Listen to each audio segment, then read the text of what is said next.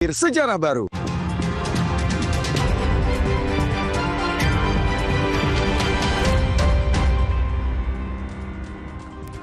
Usai bertemu Presiden Prabowo Subianto, Kepala PPATK Ivan Yustiavandana enggan bicara tentang pembahasan yang dilakukan. Ia juga membantah pertemuan membahas pemblokiran rekening pasif yang ramai dikritik publik. Selain PPATK, Jaksa Agung, Kapolri, dan Gubernur Bank Indonesia turut dalam pertemuan itu. Namun saat ditanya perihal kehadirannya membahas pemblokiran rekening pasif, Ivan enggan menjelaskan gamblang. Mungkin bisa tanya ke Pak Mensetnek atau Pak Mensetkap ya. Tadi bahas Dorman juga Pak, ada Gubernur BI soalnya. Enggak sampai ke sana. Tanya beliau ya. Ya, makasih banyak ya. Malam rapatnya masih rekening Dorman yang Mei 2025 itu berapa Pak yang sebenarnya yang diblokir Pak, yang dipenghentikan sementara? Ya, kita sudah bikin proses ya, Mas ya. Ramainya keberatan atas pemblokiran rekening, PPATK telah membuka separuh dari puluhan juta rekening dorman atau tidak aktif yang sebelumnya diblokir. Pembukaan kembali dilakukan karena laporan keberatan atau permintaan aktivasi kembali atas pemblokiran jumlahnya cukup banyak. Kepala Biro Humas PPATK Nasir Kongah bilang, kami lakukan secepatnya dan sudah hampir separuh dari puluhan juta rekening yang dihentikan sementara itu sudah terbuka kembali walau memang ini terus berproses. Sampai ke depan ini akan terus ada karena laporannya ada terus dan jumlahnya cukup banyak. Salah seorang warga yang terkena imbas pemblokiran ini adalah Gofar yang sehari-hari bekerja sebagai pedagang. Ia bilang bisa menyetor uangnya ke rekening tapi tidak bisa mengambil uang dari tabungan. Gofar menyebut rekening ini khusus dipakai untuk tabungan. Bukan keblokir, bisa dibuka, cuma nggak bisa transaksi. Tapi kalau uang masuk itu bisa, Bang. Itu awal tahunnya bagaimana, Mas? Mindahin dana ke Brimo. Nah, pas mau ditransfer lagi, dikeluarin, itu nggak bisa. Mau tarik tunai, kalau store tunai bisa, cuma tarik tunainya nggak bisa. Itu untuk ATM sendiri biasanya digunakan untuk apa sih, Mas? Ya nabung lah gitu, buat kirim-kirim ke kampung. Tapi udah berapa lama Mas gak dipakai ATM? Kisaran 3 bulan, 2 bulanan gitu. Kasus lainnya, salah seorang warga mengaku sejak menjadi pekerja lepas, aktivitas transaksi di rekening sudah tidak seaktif dulu. Ia juga memiliki rekening lain yang membuat rekening itu jarang dipakai. Namun saat akan mengecek rekening karena mendapat bantuan subsidi upah, dirinya baru sadar rekeningnya diblokir. Jam setengah 12 siang tuh saya dapat transferan BSU tahap 4. Nah sorenya jam 5-an gitu malah dapat email dari akun nama banknya, lalu newsletter yang memberitahukan kalau rekening saya itu telah dilakukan penghentian sementara. Di email itu tuh di bawah surat pemberitahuan itu tuh bahkan disertakan form bisa klik di sini. Saya udah ya hampir 2 tahun lah, cuman kan keluar masuknya juga ya kalau ada job-joban aja sih.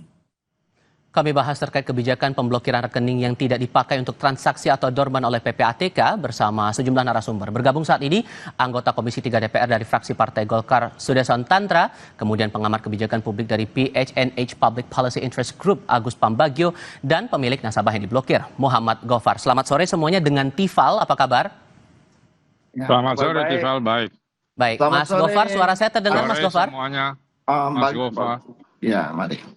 Ya, Mas Tandra, selamat sore. Ya. Mas Gofar, suara Tifal terdengarkah Mas Gofar? Dengar tadi. Kami coba perbaiki dulu komunikasi kami dengan Mas Gofar, mungkin kita akan bisa mendengar cerita lebih lanjut soal ini. Cuman begini, Pak Deson, Ya, melihat sore, hal yang semacam ini, menurut Anda awalnya diatur diblokir, terus kemudian ada protes, kemudian dibuka lagi sebagian. Apa yang keliru dari kebijakan ini menurut Anda? Ya, terima kasih. Ya, selamat sore. Selamat sore, terima kasih. Jadi kalau saya melihat bahwa kebijakan ini kan kebijakan yang terburu-buru dan keliru, ya. Kalau saya melihat apa yang dikerjakan oleh PPATK ini kan akhirnya membuat gaduh, ya. Seharusnya PPATK itu kembali ke tupoksinya aja, gitu. Yaitu? Ya, karena dia itu kan pusat pelaporan analisis transaksi keuangan. Hal-hal yang bersifat teknis itu seharusnya dikerjakan ke bank yang pembuka, ya kan? Ya. Kebijakan-kebijakan itu misalnya ada rekening-rekening yang ya taruhlah tidak digunakan. Nah, bank itu diinstruksikan untuk kemudian ya memberikan misalnya seperti kuesioner kepada para nasabah-nasabah itu. Kan di bank itu kan ada satu prinsip yang namanya know your customer, ya kan? Ya. Sehingga ini barang ini kan kalau bikin kegaduhan itu bisa saja mengancam. Oke, tahan dulu di situ. Sorry Bang Deson. Sorry, kita sudah terhubung lagi dengan Mas Gofar. Mas Gofar, saya pastikan suara saya dengar ya Mas ya? Mas Gofar, suara saya terdengar jelas Mas Gofar? Mas Gofar ini adalah salah satu warga berprofesi sebagai pedagang dan tadi ditemui oleh tim liputan kami di lapangan mengaku sempat terblokir rekeningnya. Mas Gofar, suara Tifal terdengar Mas Gofar? Iya, kedengar Kak. Oke, boleh cerita dulu. Jadi Anda tahu rekening terblokir itu awalnya dari mana? Dari saya sendiri Kak, kan tadinya begini sama saya melakukan transaksi di rekening saya itu ada memindah dana ke Brimo, terus pas mau diambil ataupun dipindah ke rekening lain itu tidak bisa Kak. Berapa itu transfernya? 230 mau dipasir 250 sama saya. Oke, tulisannya saat proses transaksi langsung gagal atau apa tulisannya Mas? Langsung gagal. Oke. Dan itu uang 250.000 itu tujuannya memang buat ditabung atau ada keperluan mendadak yang harus dilakukan? Iya, ada keperluan mendadak Kak. Soalnya sangat kecewa waktu itu, apalagi itu dari jam 12, dari jam 00 saya nungguin sampai jam 6 pagi sampai jam 8 pun harus ke bank-cabang terdekat Kak. Oke. Dan jawabannya apa dari pihak bank? Jawabannya dari pihak CS itu bilangnya begitu kalau terkait pemblokiran bank itu karena tidak melakukan transaksi selama 3 bulan atau 90 hari begitu Kak. Oke. Tapi sebelumnya Anda nggak pernah dengar ya kalau ada penonaktifan atau pemblokiran rekening kalau udah lama nggak diaktifasi atau nggak ada aktivitas transaksi di situ? Tidak pernah Kak, karena tidak ada pemberitahuan melalui email ataupun SMS dari nomor saya yang masih aktif itu Kak. Oke, uangnya ditransfer 250 di dalam itu dalam rekening itu jumlah uangnya berapa banyak kalau boleh tahu? Jumlah uangnya itu ada 270 Kak. Oke. Awalnya 45 mau dipasin sama saya 270 gitu. Oke. Kan ada sisanya. Mau dikirimin 250-nya gitu. Oke, nah Pak Agus ini kan ada kesan nih warga tidak tahu satu hal dan dari DPR menilai bahwa ini terburu-buru. So Anda menangkap proses pembuatan kebijakan ini bermasalah apa sebetulnya? Tapi jawabnya nanti, kita jeda sebentar. Kami segera kembali. Masih berdiskusi bersama para narasumber. Mas Gofar, saya harus pertegas dulu biar tidak keliru. Jadi saat Anda tidak tahu, Anda nggak bisa transaksi, lalu Anda hubungi pihak bank bilang apa? Bahwa 3 bulan rekening Anda nggak bisa dipakai ya? Atau tidak ada aktivitas transaksi di situ, ya. Betul? Mas Gofar? Iya Kak. Pihak bank, boleh diulang lagi, pihak bank bilang apa saat Anda tidak bisa melakukan transaksi transfer itu? Oh, bilangnya begini Kak, kalau selama 3 bulan tidak dilakukan transaksi, itu akan diblokir otomatis begitu Kak. Oke, dan apa yang Anda lakukan setelah itu?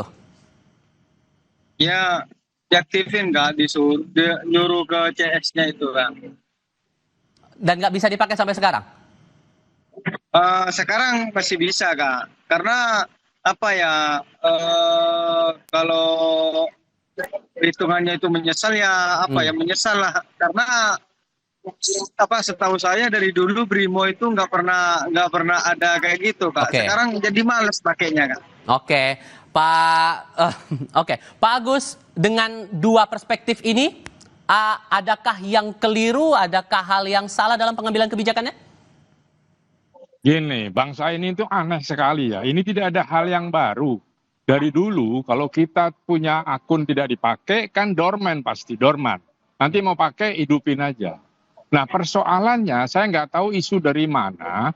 Bilang kalau 3 bulan tidak dipakai diputus, dananya ditahan oleh pemerintah. Itu kan menyesatkan gitu loh. Dan saya herannya juru bicara pemerintah tidak bicara sama sekali menjelaskan kepada publik. Kita ini sekarang ini sebetulnya yang mengelola negara ini siapa gitu ya. Ini nggak ada yang baru. Ya kalau itu dorman kita nggak pakai ya kita ke bank itu bisa jalan lagi. Bahkan online juga bisa kadang-kadang tergantung banknya. Nah sekarang kan kalau kan lagi isunya tabungan kita diblok nggak bisa dipakai. Loh tabungan kan ya memang kalau tabungan apalagi ditabung bulanan kan akan hidup terus. Kok ya bisa gosipnya itu dimatikan dan tidak ada yang menjelaskan kepada publik ini sebenarnya apa yang terjadi. PPATK kan pakai Undang-Undang 8 2010 udah jelas. Ya dan memang sekarang sedang membersihkan itu, ya bersihkan saja itu tugasnya PPATK. Tapi kenapa ada isu seperti itu yang menyesatkan publik? Kita ini dungu betul-betulan. Saya bingung ini gimana sih? Kalau alasannya Kenapa untuk harus menghindari ada muncul? transaksi judi online dan semacamnya, Lah, clear iya nggak? sudah enggak apa-apa, lakukan saja kan semua akun kita kalau tidak dipakai lama kan didorman. Nanti begitu kita bilang nggak bisa tinggal ke bank, jalan lagi nggak ada masalah. Kenapa jadi belok kemana-mana gitu loh? Itu yang saya bingung. Oke. Ya So, kan? Kalau mau gitu- itu judi online apa ya tugas PPATK. Oke. Gitu. Kalau kasusnya seperti Mas Gofar ini, Anda melihatnya berarti memang sudah keliru, Ya, tidak sama ada hal saja, yang sama benar saja. dari kebijakan yang diambil. Iya, ya sama saja ketika saya nggak tahu ceritanya awalnya seperti apa, tapi ketika akun itu diam, tidak dipakai, itu pasti dorman, mau 3 bulan, 6 bulan. Nah ketika seseorang mentransfer ke rekeningnya yang aktif, terus dibilang itu dorman, ditahan, nah itu harus dijelaskan. Oke. Nah bagaimana kebijakan yang diterapkan oleh Presiden untuk membersihkan akun-akun itu, ya itu dijelaskan. Oke. Kita katanya punya juru bicara yang bejibun 50 orang itu, mana kok nggak ada yang menjelaskan? Oke. Atau Presiden punya seknek, gitu loh. Oke, sejauh ini saya paham bahwa DPR lagi reses, Bang Deson. Tapi sejauh ini apakah ada pembicaraan informal dengan PPATK meluruskan hal ini, atau nanti setelah reses ada rencana buat ketemu PPATK meluruskan hal ini? Ya, jadi begini, kan sudah setelah kepala PPATK dipanggil Presiden, kan kemudian sudah dibuka, ya kan? Sebagian. Sebagian. Nah, ini tentu kita juga akan memantau dan tidak tertutup kemungkinan bahwa sebagai mitra dari Komisi 3, tentu kita bisa saja memanggil kepala PPATK untuk berdiskusi, untuk menanyakan lebih lanjut timbulnya kebijakan seperti ini yang tentu saya ulangi lagi ya menimbulkan kegaduhan di masyarakat. Ya, ini kan sebenarnya kalau kita mengikuti prosedur ini kan PPATK itu bisa menggunakan cara-cara yang lebih soft. Oke. Ya kan? Misalnya bank-bank pembuka itu diberi tugas aja mengenai rekening-rekening yang dicurigai ini. Kemudian bank-bank itu memanggil mereka atau mengirim kuesioner kepada mereka untuk menanyakan informasi lebih lanjut, misalnya mengenai asal-usul keuangan dan sebagainya. Itu loh. Itu butuh penjelasan lebih lanjut, mengingat terakhir ditanya wartawan di Istana tidak banyak hal yang disampaikan juga oleh Kepala PPATK. Pak Deson, terima kasih. Mas Agus, terima kasih. Mas Gofar juga terima kasih sudah berdiskusi bersama kami. Selamat sore semuanya. Oke, selamat sore. Selamat sore. Mari. Berita lainnya sesaat lagi, Roy Suryo CS mendatangi kantor Kejaksaan Negeri Jakarta Selatan meminta Sylvester Matutina ditangkap. Kami segera kembali.